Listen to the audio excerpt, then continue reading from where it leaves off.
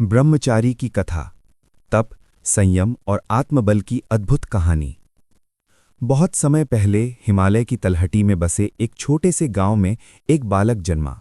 उसका नाम था ध्रुवानंद। बचपन से ही वो अन्य बच्चों से अलग था। जहां गांव के बच्चे खेलकूद में मग्न रहते, वहीं ध्रुवानंद घंटों मंदिर में बैठकर भगवान का ध्यान करता।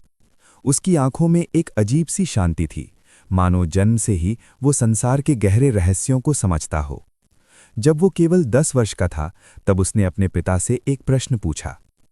पिताश्री, मनुष्य जीवन का सबसे बड़ा उद्देश्य क्या है?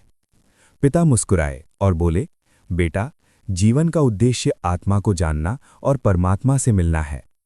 ये वचन उसके हृदय में गहराई तक उतर गया। उसी दिन से उसने निश्चय कर लिया कि वो अपना जीवन ब्रह्मचर्य, तपस्या और ज्ञान के मार्ग पर समर्पित करेगा। गुरुकुल की ओर प्रस्थान। 12 वर्ष की आयु में ध्रुवानंद को पास के प्रसिद्ध गुरुकुल में भेजा गया। वहां के गुरु थे ऋषि वेदांत, जो अपने कठोर अनुशासन और दिव्य ज्ञान के लिए प्रसिद्ध थे। गुरुकुल का जीवन आसान नहीं था। सुबह ब्रह्म मुहूर्त में उठना, नदी में स्नान करना, अग्निहोत्र करना, वेदों का अध्ययन करना, गुरु सेवा करना और दिन भर संयम में रहना, यही दिनचर्या थी। अन्य शिष्य कई बार थक जाते, पर ध्रुवानंद के चेहरे पर कभी शिकायत नहीं दिखती। एक दिन गुरुजी ने सभी शिष्यों से पूछा, ब्रह्मचर्य का वास्तविक अर्थ क्या है? कई शिष्यों ने उत्तर दिया, विवाह न करना। गुरुजी ने सिर हिलाया और कहा, नहीं, ब्रह्मचर्य केवल शरीर का संयम नहीं, बल्कि मन, वचन और इंद्रियों का पूर्ण नियंत्रण है। ध्रुवानंद ने इस बात को अपने जीवन का मूल मंत्र बना लिया। इंद्रियों की पहली परीक्षा। समय बीतता गया। एक दिन गुरुजी ने सभी शिष्यों को जंगल से समिधा लाने भेजा। ध्रुवानंद अकेले जंगल में लकड़ियां इकट्ठी कर रहा था। तभी उसने पास के सरोवर से मधुर संगीत की ध्वनि सुनी। वो ध्वनि इतनी आकर्षक थी कि कोई भी उसकी ओर खिंचा चला जाए। सरोवर के पास कुछ राजकुमारियां जलक्रीड़ा कर रही थीं। उनकी हंसी और संगीत ने वातावरण को मोहक बना दिया था। ध्रुवानंद के मन में एक क्षण के लिए आकर्षण उत्पन्न हुआ, लेकिन अगले ही पल उसे गुरुजी के शब्द याद आए, मन पर विजय ही सच्चा ब्रह्मचर्य है। उसने तुरंत अपनी दृष्टि झुका ली, भगवान का नाम स्मरण किया और वहां से लौट आया। जब उसने ये बात गुरुजी को बताई, गुरुजी प्रसन्न हुए। उन्होंने कहा, बेटा, बाहरी संसार से भागना ब्रह्मचर्य नहीं है, बल्कि आकर्षण के बीच भी अपने मन को स्थिर रखना ही सच्चा तप है। तपस्या का संकल्प। वर्षों तक गुरुकुल में अध्ययन करने के बाद ध्रुवानंद ने गुरुजी से आशीर्वाद लेकर वन में तपस्या करने का निश्चय किया। वो घने जंगल में एक शांत स्थान पर चला गया। वहां उसने एक छोटी सी कुटिया बनाई। उसका जीवन अत्यंत सरल था। भोजन में केवल फल, कंदमूल और जल। दिन भर ध्यान, जप और वेद अध्ययन।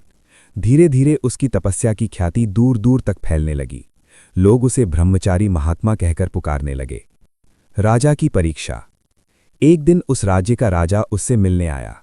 राजा ने देखा कि इतना युवा साधु इतनी कठोर तपस्या कर रहा है। राजा ने पूछा, हे ब्रह्मचारी, क्या तुम्हें कभी सांसारिक सुखों की इच्छा नहीं होती? ध्रुवानंद शांत स्वर में बोले, राजन, जो सुख संसार देता है वो क्षणिक है। सच्चा सुख आत्मा की शांति में है। राजा ने उसकी परीक्षा लेने के लिए उसे महल में आमंत्रित किया। महल में नृत्य, संगीत, स्वादिष्ट भोजन और विलासिता की सभी वस्तुएं थीं, लेकिन ध्रुवानंद का मन तनिक भी विचलित नहीं हुआ। वो पूरे समय भगवान के ध्यान में लीन रहा। राजा उसके चरणों में झुक गया। आपने सिद्ध कर दिया कि सच्चा ब्रह्मचर्य मन की शक्ति है। माया की सबसे कठिन परीक्षा। एक रात जब ध्रुवानंद अपनी कुटिया में ध्यान कर रहा था, तभी एक दिव्य अप्सरा प्रकट हुई। वो स्वर्ग से भेजी गई थी। देवताओं को भय था कि उसकी तपस्या से कहीं उसे महान सिद्धियां न प्राप्त हो जाएं। अप्सरा ने मधुर स्वर में कहा, हे तपस्वी, तुम इतने युवा हो, इस कठोर जीवन में क्या रखा है? मेरे साथ चलो, मैं तुम्हें सुख और आनंद दूंगी। ध्रुवानंद ने अपनी आंखें बंद रखीं। वो बोले, जो आनंद तुम दिखा रही हो वो नश्वर है, मेरा मार्ग आत्मज्ञान का है। अप्सरा ने अनेक रूप धारण किए, मधुर संगीत गाया, वातावरण को सुगंधित कर दिया, लेकिन ध्रुवानंद का ध्यान अडिग रहा। अंततः अप्सरा पराजित होकर लौट गई। आकाशवाणी हुई, ध्रुवानंद, तुमने इंद्रियों पर विजय प्राप्त कर ली है। आत्मज्ञान की प्राप्ति। वर्षों की तपस्या के बाद एक दिन ध्यान में उसे दिव्य प्रकाश दिखाई दिया। उस प्रकाश से एक आवाज आई, हे ब्रह्मचारी, तुमने मन, इंद्रियों और अहंकार पर विजय प्राप्त कर ली है। अब तुम आत्मज्ञान के अधिकारी हो। उस क्षण ध्रुवानंद को अनुभूति हुई कि आत्मा और परमात्मा अलग नहीं है। वो गहरे समाधि में लीन हो गया। जब वो समाधि से बाहर आया, उसके चेहरे पर दिव्य तेज था।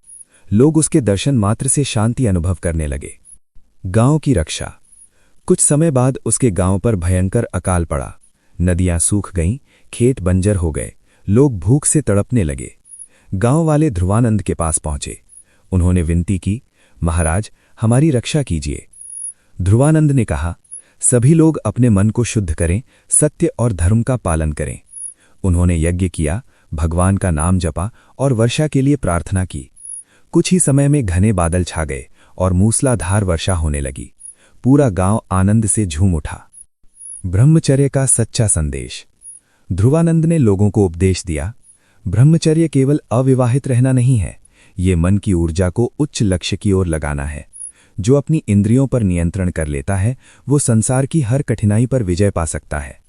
उनके शब्द लोगों के हृदय में उतर गए। अंतिम उपदेश। जीवन के अंतिम दिनों में ध्रुवानंद ने अपने शिष्यों से कहा, मनुष्य का सबसे बड़ा शत्रु उसका अनियंत्रित मन है। यदि मन को साध लिया तो जीवन सफल है। इसके बाद वो गहरी समाधि में लीन हो गए। कहा जाता है कि आज भी उस वन में उनकी तपस्या की ऊर्जा महसूस होती है। कहानी का संदेश। सच्चा ब्रह्मचारी वही है जो अपने मन, इंद्रियों और इच्छाओं पर विजय प्राप्त कर आत्मबल को परमात्मा की ओर मोड़ दे।